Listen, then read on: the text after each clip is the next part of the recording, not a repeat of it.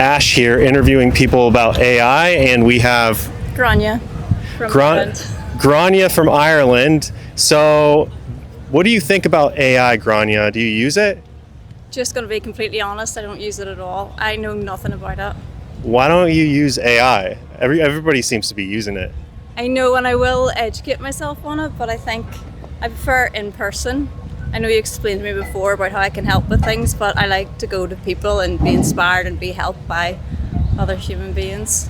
Makes sense. So, what do you think about all the crazy headlines about it, like taking jobs, or like, are you afraid of it taking your job? No, I'm not afraid of it taking my job, and I don't think it will take jobs, because online personal training has been about, for how long, I don't know, over 10 years anyway. Personally, I'd still prefer to go to an in-person personal trainer, and I train boxing. So you can't go to a trainer online. You need somebody to hold pads for you. So I don't think it's going to replace human beings in the training aspect, or for coaches or whatever. I think there's always going to be a place for that, and people need community. People want to be around other human beings. The greatest fear with the likes of AI or whatever is it's going to create more and more loneliness. People are already more isolated because they're spending more time on their phone. I'm from a different generation. I'm 44, and so when we were younger, like, I didn't get my first mobile phone until I was 18. So I have memories of before text messages, when people used to write letters and everybody just hung out in places like this, and rode their bikes. And I think that that's something that's missing from this generation, and I think it's sad. So I would worry that that's going to exacerbate that, and people are going to become more lonely. That's a very interesting point. You made a big emphasis on the human connection, which is part of why we're out here right now. It's like you walk around out here and it forces you to talk to people, make eye contact, and connect with people I wouldn't otherwise like connect with at all. And it kind of like wakes up my mind. It puts me in a good mood and stuff. And I think there's a lot of kids these days glued to their phones, and they're afraid to approach people. They're afraid to approach women. They're afraid to approach friends, and then they're just stuck on their phone. And I don't think AI is going to replace people because of that human connection need. I think it can kind of like enhance certain things. I think it enhances my daily life with like tasks and prioritization and stuff like that. But this is enjoyable talking to someone like you, kind of like learning where you're coming from.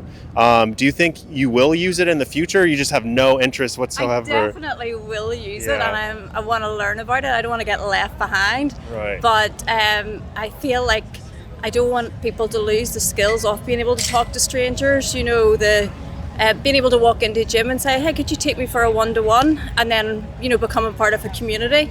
Like, this is free. This is people come here every day, and there's a community here, and I would fear that would be lost. But if people come here having learnt from AI and they go, oh, look, I've got this sheet, let's all do this together, so there's a place for it.